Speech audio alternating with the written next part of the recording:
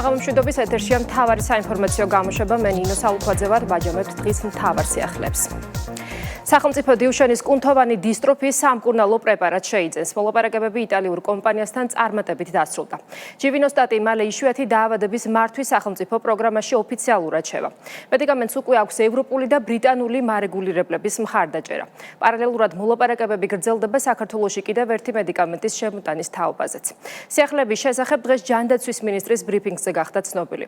როგორც მიხეილ სარჯოლაძემ განაცხადა, საქართველო მსოფლიოში ერთ-ერთი პირველი ქვეყანა, რომელიც აღნიშნულ მედიკამენტს შეიძენს. გადაწყვეტილებას მიესალმებიან დიუშენის სინდრომის მქონე ბავშვების მშობლები, რომლებიც მიჩნევენ, რომ იშვიათი დაავადების სამკურნალო პრეპარატი ხელს შეუწყობს მათი შვილების ჯანმრთელობის ხარისხის გაუმჯობესებას. ნანუკა წითელაშვილი თემის დეტალებით. საქართველო მსოფლიოში ერთ-ერთი პირველი ქვეყანა იქნება, რომელიც შეიძენს ამ მედიკამენტს და შეიტანს მას დაავადების მართვის სახელმწიფო პროგრამაში. უახლოეს პერიოდში საქართველოში დიუშენის კუნთოვანი დისტროფიის მქონე პაციენტები ინოვაციურ მკურნალობას შეძლებენ. პრეპარატი ჯივინოსტატი მალე ქვეყანაში იქნება. მედიკამენტი 6 წლის ასაკიდან გადაადგილების უნარის მქონე პაციენტებისთვის არის განკუთვნილი. ჯანდაცვის მინისტრის განცხადებით, ჯივინოსტატი ერთ-ერთი ყველაზე მეტად მოთხოვნადია და იმ მედიკამენტებს შორისაა, რომლის მიმართაც სამინისტრო თავიდანვე დიდ იმედებს ამყარებდა. პარალელურად მოლაპარაკებები მიმდინარეობს მეორე პრეპარატის შემოტანის თაობაზეც. წარმატებით დასრულდა მოლაპარაკებები იტალიურ კომპანია იტალფარმაკოსთან, რომელთანაც გაფორმდა ხელშეკრულება მედიკამენტ ჯივინოსტატის შეძენის შესახებ. ეს მედიკამენტი განკუთვნილია დიუშენის კუნთოვანი დისტროფიის მქონე პაციენტებისთვის, რაც შეეხება მეორე მედიკამენტს, რომლის თაობაზეც იყო საუბარი ადრე. მინდა აღვნიშნო, რომ მოლაპარაკებები რამდენიმე მიმართულებით კვლავ გრძელდება. მიხეილ სარჯოლაძის განცხადებით, მაისის ბოლოს ბრიტანეთში მიღებული გადაწყვეტილება ჯივინოსტატის შეფასების პროცესში ერთ-ერთ მნიშვნელოვან ეტაპად იქცა. პრეპარატს უკვე ჰქონდა ევროპული რეგულატორის მხარდაჭერა, თუმცა მისი ეფექტიანობისა და გრძელვადიანი შედეგების შესახებ კვლევები კვლავ გრძელდებოდა. ბრიტანეთის მარეგულირებელის მიერ მიღებულმა გადაწყვეტილებამ კი კიდევ უფრო დააჩქარა ჯივინოსტატის ხელმისაწვდომობასთან დაკავშირებული პროცესები. მაისის ბოლოს, როდესაც ბრიტანეთის მარეგულირებელმა მიიღო გადაწყვეტილება და ცნო დასაშვებად ჯივინოსტატის გამოყენება, რომელსაც მოგეხსენებათ, რომ ევროპული სააგენტოს დასტური ჰქონდა, თუმცა კვლევები კიდევ მიმდინარე იყო. მაისის გადაწყვეტილება იყო ერთ-ერთი ძალიან მნიშვნელოვანი გადაწყვეტილება, რამაც მნიშვნელოვნად ხელი შეუწყო და დააჩქარა შეიძლება გადაწყვეტილებები. ჯივინოსტატის შემქმნელ კომპანიასთან იტალფარმაკოსთან ხელშეკრულება უკვე გაფორმებულია. აღსრულებელი დირექტორის განცხადებით, მიღწეული შეთანხმება პაციენტების, სახელმწიფოსა და ინდუსტრიის წარმატებული თანამშრომლობის მაგალითია, რომლის მთავარი მიზანიც პაციენტის ინტერესზეა ორიენტირებული. განსაკუთრებული შტაბ-ჭრილება მოახდინა სამინისტროს ერთგულებამ და მტკიცე სურვილმა, რომ ჯივინოსტატი საქართველოს პაციენტებისთვის ხელმისაწვდომი გახდეს. ეს შეთანხმება პარტნიორობის ძალას ნათლად აჩვენებს, როდესაც პაციენტები, სახელმწიფო და ინდუსტრია ერთიანდებიან, შეუძლებელი არაფერია და სწორედ პაციენტი ხდება ყველა ძალისხმევის მთავარი ცენტრი. ამ თანამშრომლობით ნამდვილად ვამაყობთ და საქართველოს მთავრობასთან და პაციენტთა საზოგადოებასთან ერთად მუშაობას გავაგრძელებთ. ჯივინოსტატის პრეპარატის საქართველოში შემოტანა განსაკუთრებით სასიხარულოა დიუშენის მქონე პაციენტებისა და მათი ოჯახებისთვის. მშობლები მიიჩნევენ, რომ იშვიათი დაავადების სამკურნალო პრეპარატი ხელს შეუწყობს მათი შვილების ჯანმრთელობის ხარისხის გაუმჯობესებას და სიცოცხლის გახანგრძლივებას.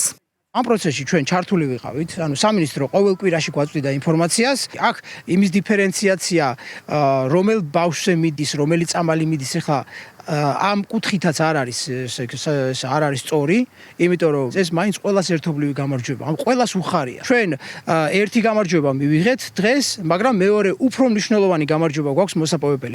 მედიკოსების თქმით, ჯივინოსტატი ყველაზე ეფექტური და ნაკლები გვერდითი მოვლენების მქონეა იმ მედიკამენტებს შორის, რომელიც დიუშენის კუნთოვანი დისტროფიის მქონე პაციენტებში გამოიყენება. მინდა სიამაყით აღნიშნო, რომ ევროპის ბევრ ქვეყანაში ჯერჯერობით არ არის ეს მედიკამენტი უფასოდ ხელმისაწვდომი პაციენტებისთვის და ამ თვალსაზრისით საქართველო ნამდვილად წარმოადგენს იმ გამონაკლის ქვეყანას. ეს მედიკამენტი, პრეპარატი ჯივინოსტატი ნამდვილად არის ყველაზე უფრო ეფექტური და შედარებით უფრო ნაკლები გვერდითი მოვლენების მქონე მედიკამენტი იმ მედიკამენტთა შორის, რომელიც ჯერჯერობით გამოიყენება დიუშენის კუნთოვანი დისტროფიის მქონე პაციენტებში. ჯანდაცვის სამინისტრო აქტიურად მუშაობს იშვიათი ნერვკუნთოვანი დაავადებების მქონე პაციენტებისთვის სახელმწიფო მხარდაჭერის გაძლიერებაზე. დიუშენის დისტროფიის მქონე პირებისთვის გაფართოებულია სახელმწიფო მხარდაჭერაც. მათთვის ხელმისაწვდომია მულტიდისციპლინური მეთვალყურეობა, სპეციალისტების კონსულტაციები და დაავადების მართვისთვის საჭირო კვლევები და სერვისები. საქართველოს ეკონომიკა პოზიტიურ დინამიკას ინარჩუნებს, ამის დასტურია საქსტატის მონაცემები. მიმდინარე წლის ივნისში მთლიანი შიდა პროდუქტი 8,6%-ით გაიზარდა. წლის პირველი 6 თვის საშუალო მაჩვენებელმა კი 7,9% შეადგინა. საგულისხმოა საგარეო ვაჭრობის კუთხით არსებული პოზიტიური ტენდენციებიც. ექსპორტის რეკორდული მაჩვენებელი ფიქსირდება. ეკონომიკაში დადებითი ტენდენციის შენარჩუნება სახელმწიფოს პრიორიტეტია. რა დარგებმა იქონია გავლენა წინასწარ მაჩვენებლებზე და როგორია ხელისუფლების პოლიტიკა, დეტალები ჩვენ სიუჟეტში. საქსტატის წინასწარი მონაცემებით 2026 წლის ივნისში საქართველოს ეკონომიკა წინა წლის ანალოგიურ პერიოდთან შედარებით 8,6%-ით გაიზარდა, ხოლო პირველი 6 თვის საშუალო მაჩვენებელმა 7,9% შეადგინა. ივნისის ეკონომიკურ წინსვლაში განსაკუთრებული წვლილი შეიტანა რამდენიმე წამყვანმა დარგმა, მათ შორისაა დამამუშავებელი მრეწველობა, ტრანსპორტი და დასაწყობება, მშენებლობა, საფინანსო და სადაზღვევო საქმიანობები. დამამუშავებელი მრეწველობის სექტორში და ძირითადად ნავთობპროდუქტების წარმოების მოცულობის გაფართოებასთან იყო დაკავშირებული. ტრანსპორტისა და დასაწყობების სექტორში და ძირითადად დაკავშირებული იყო საჰაერო ტრანსპორტის ფუნქციონირებასთან, როგორც სამგზავრო, ისე სატვირთო გადაზიდვების მიმართულებით. მშენებლობის სექტორში კი ზრდა დაკავშირებული იყო როგორც საცხოვრებელი, ისე არასაცხოვრებელი შენობანაგებობების მშენებლობა, საფინანსო და სადაზღვევო საქმიანობის სექტორში და ძირითადად განაპირობებს კომერციული ბანკების საპროცენტო შემოსავლების მატება. ეკონომიკურ ზრდას ხელი შეუწყო საგარეო სავაჭრო ბრუნვაში დაფიქსირებულმა დადებითმა დინამიკამ. იანვარ-ივნისის მონაცემებით სავაჭრო ბრუნვა 5,8%-ით გაიზარდა და 12,925 მილიონ დოლარს მიაღწია. ამ პოზიტიური დინამიკის მთავარი მიზეზი კი საექსპორტო პოტენციალის გაფართოებაა. წლის პირველ ნახევარში ექსპორტმა 3,866 მილიონ დოლარს გადააჭარბა. პარალელურად ივნისში ქვეყანაში მკვეთრად გაიზარდა ბიზნეს აქტივობაც. სულ რაღაც ერთ თვეში საქართველოში 7,049 ახალი სუბიექტი დარეგისტრირდა, რაც წინა წლის შესაბამის თვესთან შედარებით 13,7%-ით მეტია. საქართველოს ეკონომიკაში დაფიქსირებული ტენდენციებზე ის შედეგები, რაც საქართველოს გააჩნია ეკონომიკური კუთხით, სასურველია როგორც რეგიონის, ასევე ევროპის და გლობალურად ნებისმიერი ქვეყნისთვის, შესაბამისად აღნიშნული შედეგები იმ სწორი პოლიტიკის შედეგია, რასაც საქართველოს მთავრობა ახორციელებს ეკონომიკური ზრდის ხელშეწყობის მიმართულებით. აქ შეიძლება მოვიყვანოთ მაგალითად ის სახელმწიფო პროგრამები, რომელიც კერძო სექტორის კონკურენტუნარიანობის გაუმჯობესებაზე არის მიმართული. 8,6% არის ძლიერი ეკონომიკური ზრდის მაჩვენებელი, აგრძელებს საქართველოს მაღალი ეკონომიკური ზრდის დემონსტრირებას, ეს ბუნებრივი და ლოგიკურია ძლიერი ექსპორტის, ძლიერი ინვესტიციების ფონზე და ბუნებრივია ჩვენ ველოდებით, რომ წელსაც საქართველოს ექნება ძალიან მაღალი ეკონომიკური ზრდა. მართლგუნდში აცხადებენ, რომ საქსტატის რეალური მონაცემები მკვეთრ წინსვლას აჩვენებს, რაც პირდაპირ უკავშირდება ხელისუფლების მიერ გატარებულ პრინციპულ მშვიდობის პოლიტიკას. მათი განმარტებით, მშვიდობისა და სტაბილურობის გარეშე შეუძლებელი იქნებოდა ბიზნესის განვითარება, ახალი საწარმოების გახსნა და საექსპორტო მაჩვენებლების ზრდა. ხაზს უსვამენ, რომ არსებული მონაცემები მკაფიო პასუხია ოპოზიციის იმ პროგნოზებზე, რომელიც ეკონომიკურ კოლაფსს და იზოლაციას აანონსებდა. ჩვენ ვდგავთ ისეთ ნაბიჯებს, რომ შევინარჩუნოთ მშვიდობა ქვეყანაში. რა თქმა უნდა, გრძელვადიან მშვიდობას და სიმშვიდეს მოაქვს ქვეყნის ეკონომიკური განვითარება, წინსვლა და ეს ყველაფერი, რა თქმა უნდა, აისახება საზოგადოებაზე, აისახება ჩვენს ქვეყანაზე და მომავალშიც. საქართველოს ხელისუფლება, ქართული ოცნება, დემოკრატიული საქართველო ყველაფერს გააკეთებს იმისთვის, რომ გაატაროს ისეთი პოლიტიკა, სადაც პირველ რიგში ქართული ხალხის ინტერესები იქნება დაცული. ლარის არის მყარა, ამავდროულად რესავალუტო რეზერვები არის უპრეცედენტოდ მაღალი, რაც ისევ და ისევ უზრუნველყოფს ჩვენი ქვეყნის ეკონომიკურ მდგრადობას და ნეტა სად არიან ის ადამიანები, რომლებიც 2025 წლის მარტისთვის ლარის გაუფასურებას, ეკონომიკის ჩამონგრებას გვიძინას წარმოქმნიან, მაგრამ რეალობა არის აბსოლუტურად საპირისპირო. 2026 წლის პირველი ნახევარი საქართველოს ეკონომიკისთვის მკაფიო აღმავლობის პერიოდი აღმოჩნდა. მართლ გუნდში ამბობენ, რომ მიმდინარე რეფორმების სტაბილური ბიზნეს გარემო და კერძო სექტორის ასეთი უპრეცედენტო აქტივობა იძლევა მყარ გარანტიას, რომ პოზიტიური დინამიკა წლის მეორე ნახევარშიც გაგრძელდება. ეროვნული ღირებულებებისა და ისტორიული მემკვიდრეობის სამართლებრივი გზით დაცვა საკანონმდებლო ინიციატივის მომზადების მიზნით აქტიური კონსულტაციები იწყება. პროცესში ჩართულები არიან იურისტები და ისტორიკოსები. ინიციატივის მიხედვით უნდა მომზადდეს საკანონმდებლო ბაზა, რომელიც ეროვნული ფასეულობებისა და ღირებულებების კანონით დაცვას უზრუნველყოფს. ახალი სამართლებრივი ჩარჩო სხვა ქვეყნებში აპრობირებულ პრაქტიკას დაეფუძნება. კულტურის სფეროს წარმომადგენლებით დაკომპლექტებული საინიციატივო ჯგუფი ეროვნული ფასეულობებისა და სიწმინდეების დაცვის მიზნით კონსულტაციებს უკვე მეორე დღეა მართავს. უახლოეს მომავალში კი მსჯელობა პარლამენტის წევრებთანაც გაიმართება. სპეკულაციების გამოსარიცხად ჯგუფის დამფუძნებელი განმარტავს, რომ საკანონმდებლო ინიციატივა მიზნად ქვეყნის იდენტობის დაცვას ისახავს და სიტყვის თავისუფლების შეზღუდვასა და ცენზურის დაწესებასთან საერთო არაფერი აქვს. მოხარულები ვართ, რომ ჩვენს ინიციატივას მოხდა გამოხმაურება და დაინტერესდნენ პარლამენტის წევრები და კერძოდ იურიდიული კომიტეტი. ჩვენ გვეგმავთ მათთან შეხვედრას მომდევნო კვირის განმავლობაში. მანამდე აქტიურად მიმდინარეობს გუშინ მთელი დღის განმავლობაში და დღესაც კონსულტაციები სამართლის მცოდნეებთან. კანონპროექტის შემუშავებამდე კონსულტაციების პროცესში სხვადასხვა სფეროს წარმომადგენლები, მათ შორის იურისტები და ისტორიკოსები არიან ჩართული. ისინი ინიციატივას დროულსა და საჭიროს უწოდებენ და აღნიშნავენ, რომ ის ღირებულებები, რაც საზოგადოების იდენტობას აყალიბებს, სახელმწიფოს მხრიდან დაცული უნდა იყოს. ძალიან გახშირდა იგივე ეროვნული ღირებულებები იქნება, სიწმინდეები თუ რაღაც ძალიან უხეში შელახვა, ლანძღვაგინება და არის საერთოდ სხვა ქვეყნების, ევროპული დემოკრატიული ქვეყნების კანონმდებლობებში ეს ნორმები, რომლებიც ამბობენ, რომ ზოგიერთი ასეთი მოქმედება თუ ასეთი გამონათქვამები თუ ლანძღვაგინება, რომელიც სხვა პიროვნებების და სხვა ჯგუფების სიწმინდეებს თუ ღირებულებებს შეურაცხყოფენ, ისჯება ან ადმინისტრაციული წესით, ან სისხლის სამართლის წესით და ესეც უნდა იქნას გათვალისწინებული, როგორ არის ეს ყველაფერი დარეგულირებული იმ დემოკრატიულ ქვეყნებში. ბრიტანეთში მოქმედებს როგორც სახელმწიფო სიმბოლოზე, იმიტომ რომ მეფე არის სახელმწიფო სიმბოლო და ეკლესიის მეტაური. უნდა იყოს დაუშვებელი გერბის, ჰიმნის, სახელმწიფო სიმბოლიკის ამ შემთხვევაში თუნდაც თუ არსებობს უპირველეს პირი ან რა ასე პატრიარქის შეურაცხყოფა.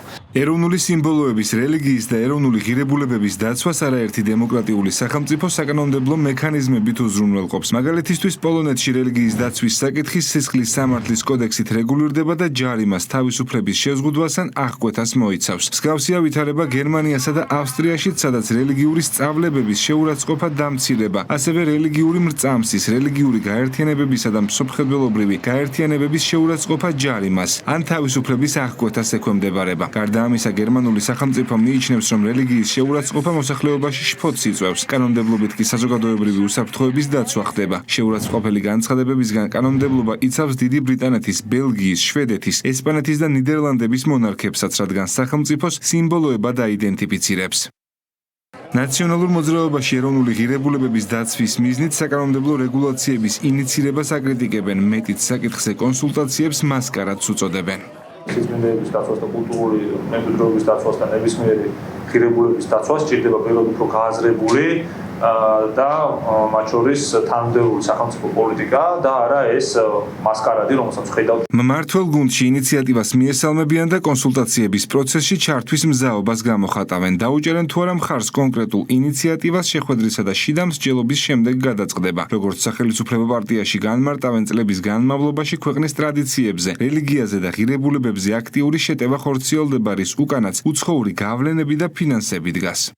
გვაქვს პირდაპირ ხელშესახებად ფაქტები, რომ გარედან დაფინანსებით ადამიანები მიზან მიმართულად ცდილობდნენ, რომ ყველანაირი ღირებული განულებულიყო ჩვენს ქვეყანაში და ეს ყველაფერი გრძელდება 10 წლეულებია და ამ ყველაფრის საწინააღმდეგოდ თუ რაიმე ინიციატივა არსებობს, ეს მხოლოდ და მხოლოდ მისასალმებელია.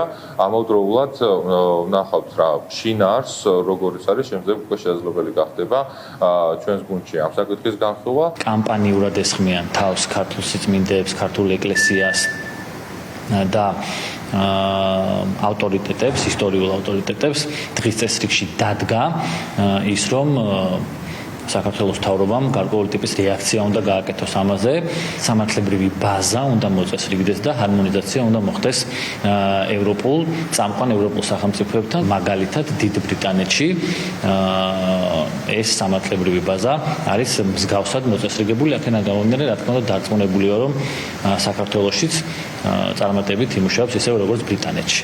კულტურის სფეროს წარმომადგენლების საინიციატივო ჯგუფი კონსულტაციებს აგრძელებს. საქართველოს მორიგი დიპლომატიური გამარჯვება და დროებითი ოკუპირებულ ტერიტორიების არაღიარების პოლიტიკის შედეგი. ნაურუს რესპუბლიკამ ოკუპირებული აფხაზეთისა და ცხინვალის რეგიონის დამოუკიდებელ სახელმწიფოებად აღიარება ოფიციალურად გააუქმა და სეპარატისტულ რეჟიმებთან დიპლომატიური კავშირების სრულად გაწყვეტა. ნაურუს გადაწყვეტილებას ქართული დიპლომატიის მნიშვნელოვან წარმატებად აფასებენ ოფიციალური თბილისი და აღიარების პოლიტიკის მიმართულებით აქტიურ მუშაობას განაგრძობს ყველა იმ სახელმწიფოსთან, რომელიც დღემდე ოკუპირებული აფხაზეთისა და ცხინვალის რეგიონის ეგრეთ წოდებულ დამოუკიდებლობას აღიარებს. საერთაშორისო ასპარეზზე საქართველოს დროებით ოკუპირებული ტერიტორიების არ აღიარების პოლიტიკის მორიგი წარმატება. 17 წლის შემდეგ ნაურუს რესპუბლიკამ ოკუპირებული აფხაზეთისა და ცხინვალის რეგიონის ეგრეთ წოდებულ დამოუკიდებლობის აღიარება ოფიციალურად უკან წაიღო და დე-ფაქტო ხელისუფლებებთან ყველა სახის დიპლომატიური კავშირი გაწყვეტა. ნაურუს რესპუბლიკის მთავრობა აცხადებს სამხრეთ ოსეთის რესპუბლიკისა და აფხაზეთის რესპუბლიკის დამოუკიდებელ სახელმწიფოებად აღიარების გაუქმების შესახებ. შესაბამისად, ნაურუს რესპუბლიკამ დაუყოვნებლივი მოქმედებით შეწყვიტა დიპლომატიური ურთიერთობები სამხრეთ ოსეთსა და აფხაზეთთან. შესაბამის ქვეყნებს ამის შესახებ ოფიციალურად ეცნობებათ დიპლომატიური არხების მეშვეობით. ამ გადაწყვეტილების შემდეგ თბილისი მზადყოფნას გამოთქვამს ნაურუსთან დიპლომატიური ურთიერთობები დაამყაროს და ორმხრივი თანამშრომლობა განავითაროს. საქართველოს დიპლომატიური ძალისხმევა გრძელდება ყველა იმ სახელმწიფოსთანაც, რომელიც ამ დრომდე ოკუპირებული აფხაზეთისა და ცხინვალის რეგიონის ეგრეთ წოდებულ დამოუკიდებლობას აღიარებს. მიზანი ჩვენი ქვეყნის ტერიტორიული მთლიანობის მხარდაჭერის კიდევ უფრო გაფართოება და არაღიარების პოლიტიკის გამტკიცება. არაღიარების პოლიტიკა საქართველოს საგარეო პოლიტიკის ერთ-ერთი მთავარი მიმართულებაა, რა თქმა უნდა, ჩვენ მუდმივად ვთქვამთ ნაბიჯებს იმისათვის, რომ ის უკანონო გადაწყვეტილებები, რომელიც რამდენიმე ქვეყნის მიერ იქნა მიღებული საქართველოს ოკუპირებული რეგიონების აღიარებასთან დაკავშირებით, იყოს უკან წაღებული. ამ შემთხვევაში ნაურუს მხარესთან მუშაობა წარმატებით განხორციელდა და მივესალმებით იმ გადაწყვეტილებას, რომელიც ნაურუს ხელისუფლების მიერ იქნა მიღებული აფხაზეთისა და ოსეთის დამოუკიდებლობის აღიარების უკან წაღებასთან და დიპლომატიური ურთიერთობების გაწყვეტასთან დაკავშირებით. ჩვენ გვაქვს მზაობა, რა თქმა უნდა, ნაურუსთან ვითანამშრომლოთ, გავაგრძელოთ თანამშრომლობა, დავამყაროთ დიპლომატიური ურთიერთობები. ნაურუს გადაწყვეტილებას მიესალმებიან მმართველ გუნდში ხელისუფლების წარმომადგენლები, ამბობენ, რომ ეს ნაბიჯი საგარეო უწყების და დიპლომატების ეფექტიანი მუშაობის შედეგია. სახელისუფლებო გუნდის თქმით, ნაურუს მხრიდან მიღებული ამ გადაწყვეტილებით კიდევ ერთხელ დადასტურდა თუ რამდენად მნიშვნელოვანია საერთაშორისო სამართლის პრინციპების დაცვა და სახელმწიფოებს შორის სუვერენიტეტსა და ტერიტორიული მთლიანობის პატივისცემაზე დაფუძნებული ურთიერთობები. ეს არის უკვე მესამე ქვეყანა წყნარი ოკეანის აუზში, რომელმაც უკან წაიღო აღიარება ტუვალუსა და ვანუატუს შემდეგ. ჩვენ რა თქმა უნდა მზად ვართ, რომ ნაურუს ხელისუფლებასთან დავამყაროთ დიპლომატიური ურთიერთობები, იმის გათვალისწინებით, რომ მან შეცვალა თავისი პოზიცია საქართველოს ტერიტორიულ მთლიანობასთან დაკავშირებით და ასევე ვიმედოვნებ, რომ ნაურუსმა გალიც მალე მიყვებიან სირია და ვენესუელა. ქართული დიპლომატიის წარმატება არა მხოლოდ არაღიარების, ანუ იმ ქვეყნების რაოდენობის შენარჩუნებაშია გამოხატული, რომელიც არაღიარებენ ცალკე სახელმწიფოებად ჩვენს დროებით ოკუპირებულ ტერიტორიებს, არამედ ხედავთ, რომ ერთით ნაკლებია ქვეყანათა რიცხვი, რომელიც ამ ყველაფერს აკეთებს. ქვეყნის გარეთ აუცილებელია გაგრძელდეს მუშაობა აღნიშნული მიმართულებით. ჩვენი მთავარი ერთ-ერთი უმნიშვნელოვანესი პრიორიტეტი გახლავთ ის, რომ ყველაფერი გავაკეთოთ იმისთვის, რომ დავიბრუნოთ ტერიტორიები და მოვახერხოთ აფხაზებთან, ოსებთან თანაცხოვრება. არაღიარების პოლიტიკის მიმართულებით ოფიციალური თბილისი მუშაობას განაგრძობს. ამ დროისთვის საქართველოს დროებით ოკუპირებული რეგიონების ეგრეთ წოდებულ დამოუკიდებლობას არაღიარებს მსოფლიოს 190 სახელმწიფო. საგარეო საქმეთა მინისტრი საქართველოში ამერიკის შეერთებული შტატების საქმეთა დროებით რწმუნებულ სემი დიას შეხვდა. შეხვედრა გაცნობიტი ხასიათის იყო. მხარეებმა საქართველოსა და ამერიკას შორის ურთიერთობებსა და თანამშრომლობის პერსპექტივებზე იმშელეს. შეერთებულ შტატებთან ურთიერთობის გაჯანსაღების შესახებ საუბრობენ მმართველი გუნდის წევრები და მზადყოფნას გამოთქვამენ ორ ქვეყანას შორის პარტნიორობა სუფთა ფურცლიდან და კონკრეტული გზამკვლევით გაგრძელდეს. მზად ურთიერთობები ახალი ფურცლიდან დავიწყოთ. ჩვენთვის ძალიან მნიშვნელოვანია ამერიკის შეერთებულ შტატებთან პარტნიორობა, სტრატეგიული პარტნიორობის აღდგენა და ეს ყველაფერი ზოგადად ურთიერთობა უნდა მოხდეს ორივე ქვეყნის ინტერესების გათვალისწინებით.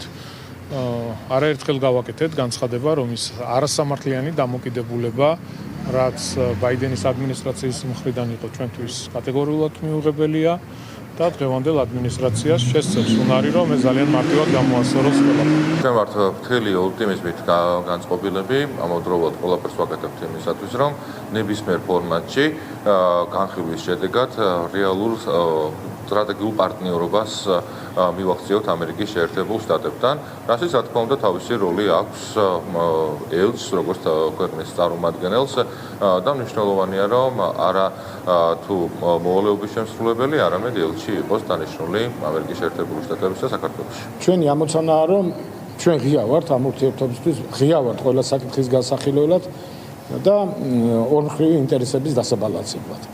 ჩვენ ძალიან კარგად გვესმის, რომ დიდ და ფუნდამენტურად დიდ ქვეყანასთანა გვაქვს საქმე, მაგრამ აქ ლაპარაკი იმაზე კი არ არის, რომ აბსოლუტურად ჩვენი აზრები მოვახვიოთ მას თავს ეს ამოცანად არ შეიძლება გქონდეს.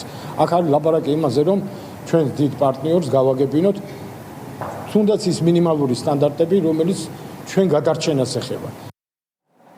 პარტიიდან იზოლირებული თინა ბოკუჩავა, ნანუკა ჟორჟოლიანის მზადება თავმჯდომარეობისთვის და უთანხმოება თანაგუნდელებს შორის. ნაციონალურ მოძრაობაში კრიზისი მწვავდება, როგორ გადანაწილდება პარტიული თანამდებობები და რით დასრულდება ბრძოლა გავლენებისთვის სააკაშვილის პარტიებში. ეს 5 აგვისტოს ყრილობაზე გაერკვევა, მანამდე კი ნაციონალური მოძრაობის წევრების განწყობები მაცავე განცხადებებიდან იკვეთება. დიდი ნაწილისთვის ფავორიტი სააკაშვილის ფავორიტი ჟორჟოლიანია. თინა ბოკუჩავას მიმართ პარტიის დამოკიდებულება კი გუშინ კიდევ ერთხელ გამოჩნდა, როდესაც ნაცმოძრაობა თავმჯდომარეობის მოვალეობის შემსრულებელს არ დაელოდა და პოლიცაბჭოს სხდომა მის გარეშე გამართა. ვიდრე ნაციონალური მოძრაობა შიდა მმართველობით ორგანოს და მის დროებით თავმჯდომარეს აირჩევს. პარტიის ლიდერშიპის სამომავლო გეგმებზე თავმჯდომარის მოვალეობის შემსრულებლის გარეშე მსჯელობას ირჩევს. რატომ ჩაიარა პარტიის პოლიცაბჭოს სხდომა თინა ბოკუჩავას გარეშე? აჭარიდან გამოგზავნილი ვიდეო ადასტურებს, რომ თბილისში მყოფ მის თანაგუნდელებს მნიშვნელოვანი სხდომის თარიღის ბოკუჩავას დღის წესრიგზე მორგება არც უფიქრიათ.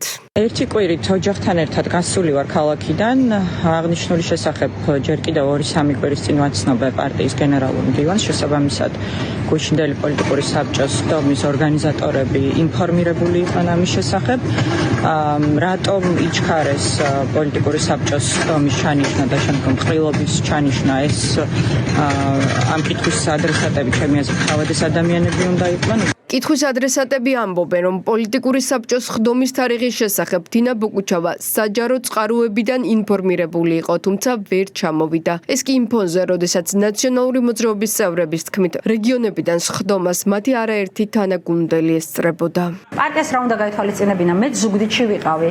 ოჯახთან ერთად. და ჩამოხვედით დღევანდელი დღისთვის, ანუ ამას ჩამოვედი პოლიტიკი ბატონო, კი. ჩამოსულები იყვნენ აჭარიდან. ანუ ბოკუჩავასაც შეეძლო ჩამოსულიყო ამის მაგინდათ ამ მაგალითად. ყველასთვის აბსოლუტურად იყო ცნობილი, როდის ჩატარდებოდა პოლიცაბჭოს სხდომა, ძალიან დიდი ხნის წინ, მათ შორის ხელსაყრელო პოსტში დაწერა, რომ ივლისის ბოლოს, მათ შორის ეთერებში ვსაუბრობდით, რომ ივლისის ბოლოს ზოგმა მოახერხა რეგიონებიდან ჩამოვიდა უმეტესობა. პოლიცაბჭოს ვინც არიან წევრები, უმეტესობა ჩამოვიდა რეგიონებიდან. ამიტომ ზოგმა მოახერხა ჩამოსვლა, თუ ვინც ვერ მოახერხა, სამწუხაროა, მაგრამ რას თავმჯდომარის კანდიდატურებზე ჯერ განხილვა ყოფილა ეს საკითხი ჯერ დღის წესრიგში არ დგას და უახლოეს ფერდს მანძილზე არ ეკეთება. ზოგადად ნანუკა ჟორჟოლიანის შემოსვლა პირდაპირ შემიძლია რომ ყველა მიესალმება პარტიაში. მიმავალი თავმჯდომარის ვერ შეწყვეტილი აჭარული ვოიაჟის ფონზე თავმჯდომარეობაზე ფიქრს ვერ წყვეტს სააკაშვილის რჩეული. თუმცა ნანუკა ჟორჟოლიანს აქვს პირობა, რომელიც ექს-პრეზიდენტის პოლიტიკურ ლიდერობაზე გადის. უფრო კონკრეტულად კი საუბარია ნაცმოძრაობის პრემიერობის კანდიდატად მსჯავრდებულის დასახელებაზე. მე ვფიქრობ ამ პარტიის თავმჯდომარეობაზე, მაქვს ჩემი პირობები, თავარი პირობა ჩემი არის, რომ მიხეილ სააკაშვილმა ცხადი გახდეს მისი პოლიტიკური ინტერესი ამ ქვეყანასთან დაკავშირებით. მე უკვე მივიღე ცხადი სიგნალი მისგან, რომ ის ემზადება, როდესაც ის პოლიტიკური მთავარი სუბიექტი ხდება ნაციონალური მოძრაობის და ამბობს, რომ მე ვარ პრემიერ-მინისტრობის კანდიდატი. და ეს არის ძალიან მნიშვნელოვანი. სააკაშვილის ფავორიტისა და თავად პატიმრის პოლიტიკური სურვილები, ისევე როგორც ზოგადად ნაციონალურ მოძრაობაში მიმდინარე პროცესები, არასერიოზულია სახელმწიფო გუნდისთვის. ქართულ ოცნებაში აღნიშნავენ, რომ რესურსამოწურულ პარტიას კრიზისის დაცლება გაუჭირდება. ერთი რამ ცხადია, რომ არის შიდა დაპირისპირება, გაურკვევლობა, ეს უკვე გარეთაც გამოიტანეს და აშკარად იკვეთება, რომ არსებობს ეს დაპირისპირება. მაგითაც ყველაფერი ნათქვამია, ხა ნანუკა ჟორჟოლიანი ნაციონალურ მოძრაობის თავმჯდომარე, ამით ხო ყველაფერი ნათქვამია, რა მდგომარეობაა ნაციონალურ მოძრაობაში. არც სააკაშვილი არ არის საინტერესო, არც ნაციონალური მოძრაობა. ხო ჩვენ ვიცით, რას წარმოადგენენ ეს ადამიანები, გვანახეს თავიანთი სახე, როდესაც ისინი იყვნენ ხელისუფლებაში. ცუდი სერიალის ცუდი გაგრძელება, მაგრამ ერთხელ საყურებლად ღირს, რაც ხდება ნაცმოძრაობაში. მნიშვნელობა აქვს რა სიტყვის ჟორჟოლიანი, რა სიტყვის ბოկუჩავა, ან სხვა ნაცი, მთავარი ნაცი მიხეილ სააკაშვილი ყოველთვის დარჩება მათ ბელადად, მათ იდეურ ლიდერად, რომელიც არის მთავარი გამტარი უცხო მართლობისა, უცხო ძალის ინტერესებისა. ხანდახან მგონია, რომ რაღაც ხაპარში ვართ. რა პრემიერ-მინისტრობის კანდიდატობაზე ვლაპარაკობთ? კაცი არის ციხეში, მისჯილი აქვს და თან საქართველოს მოქალაქე არ არის და საქართველოს კონსტიტუციით ვერ გახდება საქართველოს პრემიერ-მინისტრი. კრიზისიდან გამოსვლის გზებთან ერთად ნაციონალური მოძრაობა ფინანსური შემოსავლების გაზრდის გზებსაც ეძებს. პარტიამ დღეს მხარდამჭერებს 5 დღეში გასამართი ყრილობის ორგანიზებისთვის თანხის ჩარიცხვა ისევ სთხოვა. ალეკო ელისაშვილს მეექვსე პენიტენციურ დაწესებულებაში რიგით მეოთხე ახალი ბრალი წარედგინა. პროკურატურა მას სასამართლოს უპატივცემულობას და შეურაცხყოფას ედავება, რაც სასამართლო პროცესზე დაკითხული მოწმე პოლიციელის მიმართ გამოხატულ ქმედებას უკავშირდება.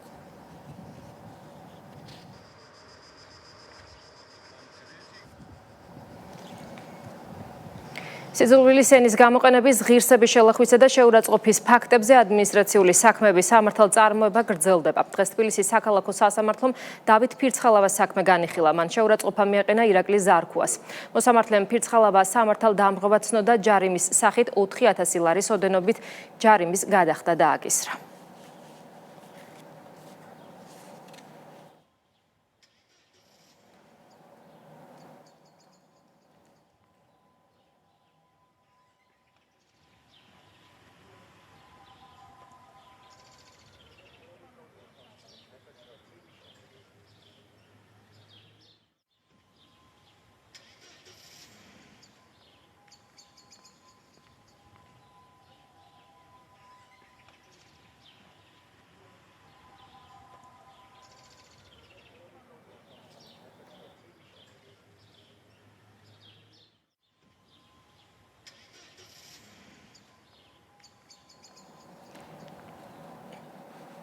შინაგან საქმეთა სამინისტრომ დამამძიმებელ გარემოებაში ჩადენილი განზრახ-მკვლელობის მცდელობის ცეცხლსასროლი იარაღის მართლსაწინააღმდეგო შეძენა შენახვა-ტარების და დანაშაულის შეუწყებუნებლობის ბრალდებით 4 პირი დააგავეს. გამოძებით დადგინდა, რომ მრავალჯერ ნასამართლებმა ბრალდებულმა გორის მუნიციპალიტეტის ერთ-ერთ სოფელში წარსულში არსებული კონფლიქტის ნიადაგზე ავტომატური ცეცხლსასროლი იარაღიდან რამდენიმე გასროლით მძიმე დაზიანება მიაყენა, თანასოფლელს და შემთხვევის ადგილიდან მიიმალა. კონფლიქტის დროს ბრალდებულმა რამდენიმე გასროლა კიდევ 2 თანასოფლების მიმართულებითაც განახორციელა, რა დროსაც დაზიანდა ერთ-ერთი პირის კუთვნილი ავტომობილი. გამოძებით ასევე დადგინდა, რომ ბრალდებულის მიერ ჩადენილი დანაშაულის შესახებ ინფორმაციას ფლობდა 3 პირი, თუმცა მათ მომხდარის შესახებ პოლიციას არ შეატყობინეს. სამართალდამცველებმა 4 მათგანი ბრალდებულის სახით დააკავეს. დანაშაული 20 წლამდე პატიმრობას ითვალისწინებს.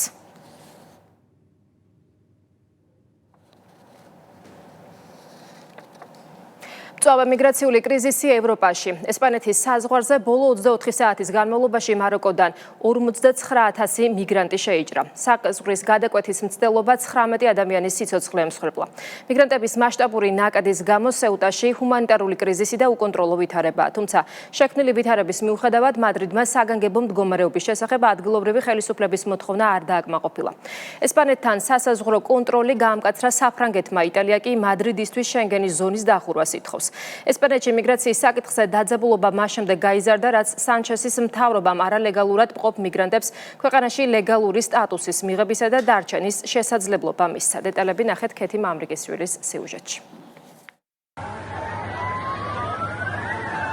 ესპანეთის ანკლავის ქალაქ სეუტას მაროკოელი მიგრანტების უდიდესი ტალღა გუშინ მიადგა. ათასობით მიგრანტის ნაწილი სეუტაში გადასვლას ზღვის გავლით, ნაწილი კი სასაზღვრო ბარიერების გადალახვით ცდილობდა. მაროკოს უსაფრთხოების ძალებმა მიგრანტების შესაჩერებლად წყლის ჭავლი და სხვა საშუალებები გამოიყენეს. მიგრანტების ნაკადის შეჩერებას ცდილობდნენ ესპანეთის სამოქალაქო გვარდიის ძალები. მედიის ცნობით ნაპოვნია სულ მცირე 19 ცხედარი, რომლებიც სეუტაში ცურვით შესვლას ცდილობდნენ. ესპანეთის შინაგან საქმეთა სამინისტროს ცნობით, ბოლო 24 საათის განმავლობაში მაროკოდან სეუტაში 49000 მიგრანტი შევიდა. სამინისტროს ინფორმაციითვე ესპანეთი და მაროკო შეთანხმდნენ ესპანეთის ანკლავში არალეგალურად შესული მიგრანტების სწრაფ დეპორტაციაზე.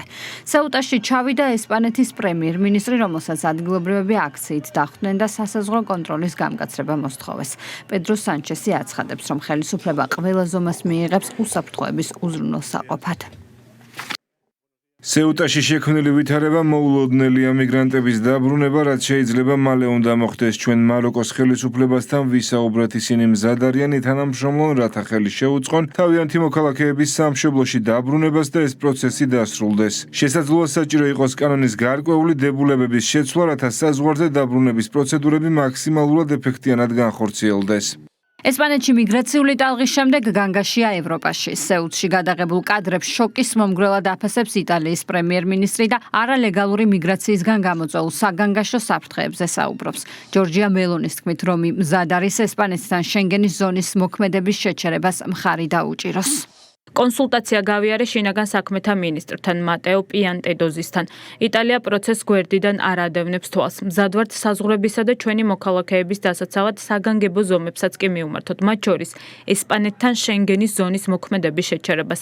არალეგალურ მიგრაციასთან ბრძოლაში არც ერთი ნაბიჯით არ დავიხევთ უკან. საზღვრების დაცვა, ადამიანებით მოვაჭრეთა შეჩერება და ეფექტიანი დეპორტაციის უზრუნველყოფა ამ მთავრობის უცვლელი კურსი იქნება. ესპანეთთან შენგენის ზონის დახურვას მხარს უჭერს იტალიის საგარეო საქმეთა მინისტრიც. ანტონიო ტაიანის ამ განცხადების გამო მადრიდმა საგარეო უწყებაში იტალიის ელჩი დაიბარა. ევროკავშირმა კი მზადყოფნა გამოთქვა გაძლიერებული მხარდაჭერა აღმოუჩინოს ესპანეთს, მათ შორის ევროპის სასაზღვრო და სანაპირო დაცვის სააგენტო ფრონტექსის ჩართულობით. ესპანეთთან სასაზღვრო კონტროლი გაამკაცრა საფრანგეთმა. ქვეყნის შინაგან საქმეთა მინისტრის თქმით, პარიზმა სასწრაფო ზომები მიიღო საზღვარზე კონტროლის გასამკაცრებლად. ეუტას ანკლავში შექმნილი ვითარების გათვალისწინებით გუშინ საღამოს განკარგულება გავეცი დაუყოვნებლივ გამკაცრებულიყო კონტროლი ესპანეთის საზღვარზე. გარდა ამისა, საფუძვლიანი შემოწმებების ჩასატარებლად ვგზავნით სასაზღვრო სწრაფი რეაგირების ძალებს. პოლიტიკოს ცნობით ესპანეთში მიგრაციის საკითხზე დაძაბულობა მას შემდეგ გაიზარდა, რაც სანჩესის მთავრობამ არალეგალურად მყოფ მიგრანტებს ქვეყანაში ლეგალური სტატუსის მიღებისა და დარჩენის შესაძლებლობა მისცა. ესპანეთის პრემიერ-მინისტრის მიგრაციული პოლიტიკა გააკრიტიკა საფრანგეთის მემარჯვენე პარტიის ეროვნული გაერთიანების ლიდერმა. ჯორდან ბარბელამ განაცხადა, რომ ესპანეთში მიგრანტების ლეგალიზაციამ ევროპას ახალი საფრთხეები შეუქმნა. მისივე თქმით, ევროპა აღარ შეეგუება მასობრივ მიგრაციას. ასობით ათასი არალეგალი მიგრანტის ლეგალიზებით ესპანეთის სოციალისტმა პრემიერ-მინისტრმა პედრო სანჩესმა ევროპის კარი ყველა საფრთხისთვის გახსნა. ხვალ ისინი ფრანგი ხალხის ნების საწინააღმდეგოდ ჩვენს ქუჩებში იქნებიან. სეუტაში განვითარებულ მოვლენებს ევროპის სხვა ქვეყნებიდანაც გამოეხმაურნენ მიგრაციის გამკაცრების მომხრე პოლიტიკოსები. მათ შორის იყვნენ გერმანიის მემარჯვენე პარტია ალტერნატივა გერმანიისთვის თანათავმჯდომარე ალის ვაიდელი და ევროპის სახალხო პარტიის პრეზიდენტი მანფრედ ვებერი. ნულოვანი არალეგალური მიგრაცია. ამ შინაარსის ვიდეო გამოაქვეყნეს ევროპარლამენტში კონსერვატორებისა და რეფორმერების ჯგუფის წარმომადგენლებმა, რომლებიც აცხადებენ, რომ სეუტაში არსებული ამჟამინდელი სიტუაცია წლების განმავლობაში განხორციელებული პოლიტიკური არჩევანის პროგნოზირებადი შედეგია, რამაც შეასუსტა შეკავების ზალა, წაახალისა არალეგალური მიგრაცია და შეარყია ნდობა ევროპის გარე საზღვრების დაცვის უნარის მიმართ. Zero illegal migration. ეს სეუტისთვის ყველაზე მასშტაბური სასაზღვრო კრიზისია 2021 წლის შემდეგ, როდესაც მაროკოდან ქალაქში სულ მცირე 8000 ადამიანი შევიდა. სეუტა და მელილია ესპანეთის ორი ავტონომიური ქალაქია, რომლებიც ევროკავშირის ერთადერთი ტერიტორიებია, რომლებსაც აფრიკის კონტინენტთან სახმელეთო საზღვარი აქვს. როგორც პოლიტიკო წერს, სასაზღვრო კრიზისი ესპანეთის უზენაესი სასამართლოს რამდენიმე კვირის წინ მიღებული გადაწყვეტილების შემდეგ განვითარდა, რომლის მიხედვითაც ზღვის გზით ქვეყანაში ჩასული მიგრანტების დაუყოვნებლივი დეპორტაცია დაუშვებელია. ციფრული ენობრივი პერსონალური და სამეწარმეო საქმიანობის შესწავლის და უნარების გაუმჯობესების მიზნით უფასო ონლაინ კურსებზე რეგისტრაცია დაიწყო. დისტანციურ ტრენინგებზე დასწრება საქართველოს ნებისმიერ სრულწლოვან მოქალაქეს შეუძლია. სწავლება უფასოა, პროგრამის დაფინანსებას დასაქმების ხელშეწყობის სახელმწიფო სააგენტო უზრუნველყოფს. წელს კურსის გავლას ფიზიკურ ფორმატში ქალთა მეხუთე პენიტენციურ დაწესებულებაში მყოფი ქალი მსჯავრდებულებით შეძლებენ. რეგისტრაცია 31 აგვისტოს ჩათვლით იქნება ხელმისაწვდომი, ხანგრძლივობა კი 1-დან 3 თვემდეა. მარიამ ახალი პროფესია, ახალი უნარები და კარიერული პერსპექტივები. დასაქმების ხელშეწყობის სახელმწიფო სააგენტომ უფასო ონლაინ კურსებზე რეგისტრაცია დაიწყო. ციფრული ენობრივი პერსონალური და სამეწარმეო კუთხით საკუთარი შესაძლებლობების განვითარება ნებისმიერ სრულწლოვან მოქალაქეს შეეძლება. შემზღუდავი არ არის უკვე მიღებული განათლების საფეხურიც. სწავლება ონლაინ რეჟიმის ფორმატში წარიმართება, კურსების საფასურს კი სრულად დასაქმების ხელშეწყობის სახელმწიფო სააგენტო დააფინანსებს. სწავლება წარიმართება სრულად დისტანციურ ფორმატში და ეს არის ამ პროგრამის მთავარი მნიშვნელოვანი კომპონენტი. უნდა აღინიშნოს, რომ საქართველოს ნებისმიერ მოქალაქეს სრულწლოვანს ეძლევა შესაძლებლობა ჩაერთოს აღნიშნულ პროგრამაში, განსაკუთრებით რეგიონში მცხოვრებ ადამიანს ეძლევა შესაძლებლობა სახლიდან გაუსვლელად მიიღონ მონაწილეობა ამ სწავლებაში. პროგრამა სიახლესაც ითვალისწინებს. კურსების გავლა ამჯერად ქალთა მეხუთე პენიტენციურ დაწესებულებაში მყოფი მსჯავრდებულებისთვისაც იქნება შესაძლებელი. სწავლება ციფრული და ენობრივი კომპეტენციების მიმართულებით ფიზიკურ ფორმატში წარიმართება. საჯარო აღსრულების დაწესებულებაში განხორციელდება ორი მიმართულებით კურსები. ეს გახლავთ მულტილინგური, მოიცავს ინგლისურ და გერმანულ ენებს და ასევე ციფრული კომპეტენციები.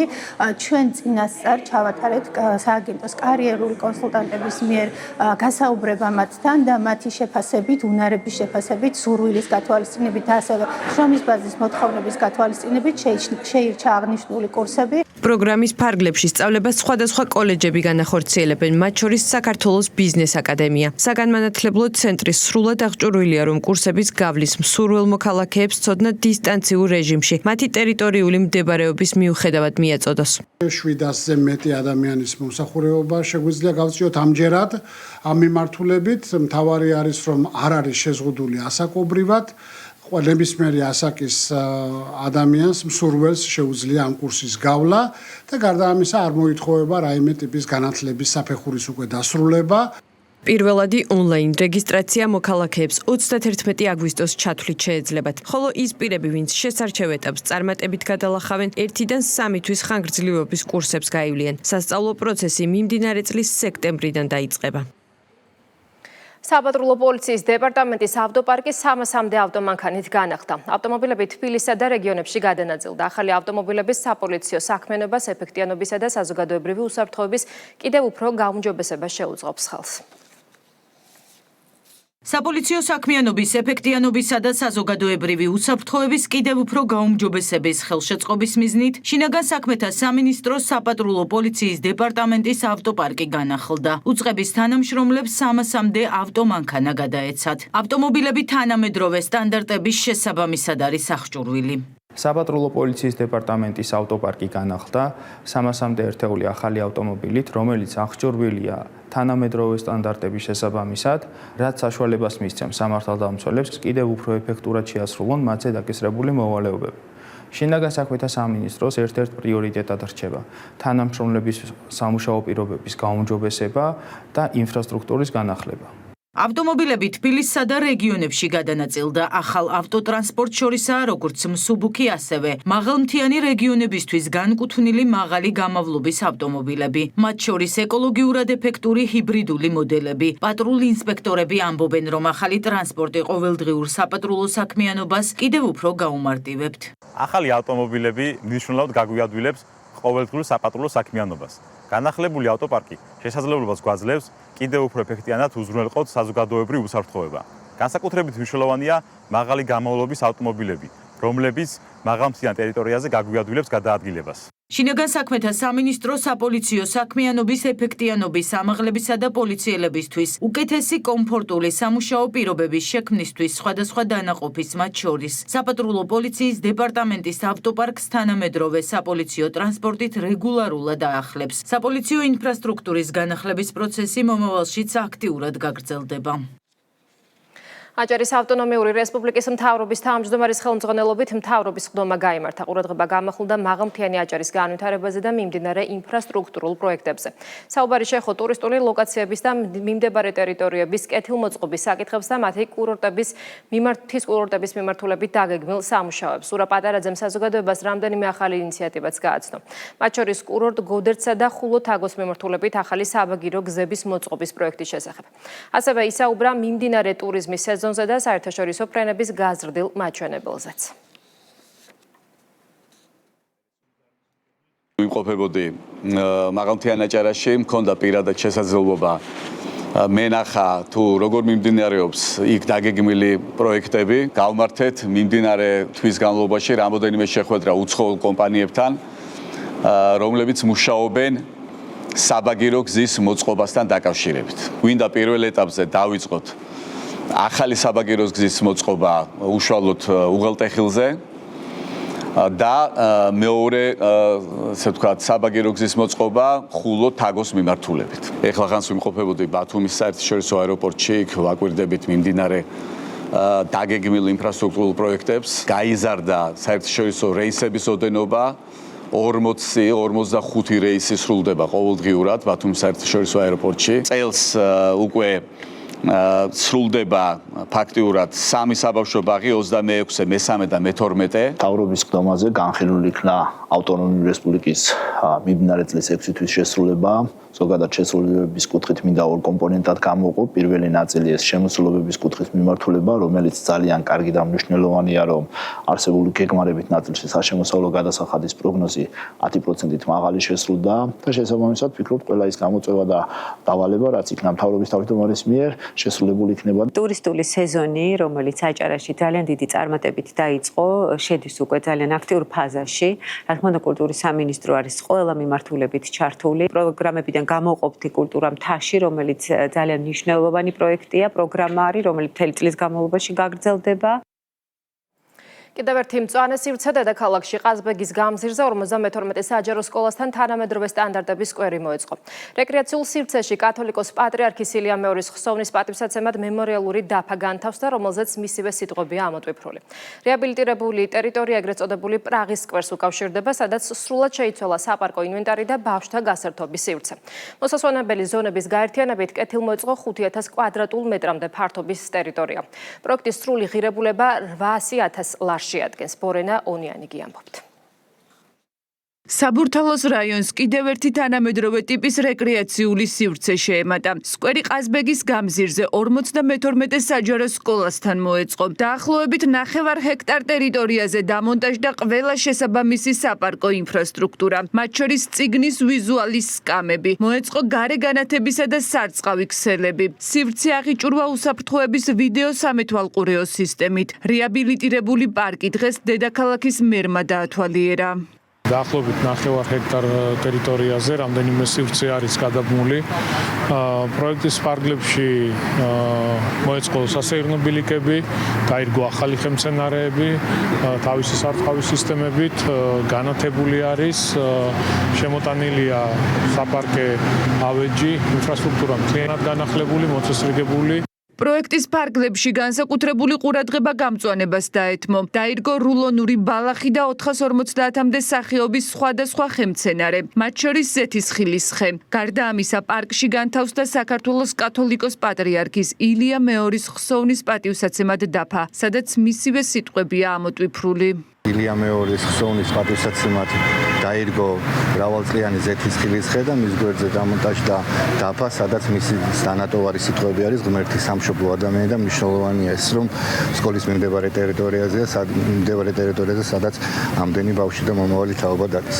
52 საჯარო სკოლასთან გამწვანებული ტერიტორია პრაღის სკვერს დაუკავშირდა და ორი სივრცე გაერთიანდა. სრულად შეიცვალა საპარკო ინვენტარი და ბავშვთა გასართობის სივრცე. თხოვე ჩვენ ადრე ვიფიქრეთ რა და ბატონო გამგეობაში მივედით და გვითხრეს აბა რა შეგვიძლია გავაკეთოთ და ისე სწრაფად მოხდა ყველაფერზე ამაზე რეაგირება და ისეთ ლამაზად გაკეთდა. რეკრეაციული პროექტის ღირებულებამ 800,000 ლარი შეადგინა. ასეთ იყო დღის მთავარი სიახლეები, მადლობა რომ გვიყურეთ, მე ხვალ უნდა გემშვიდობებით.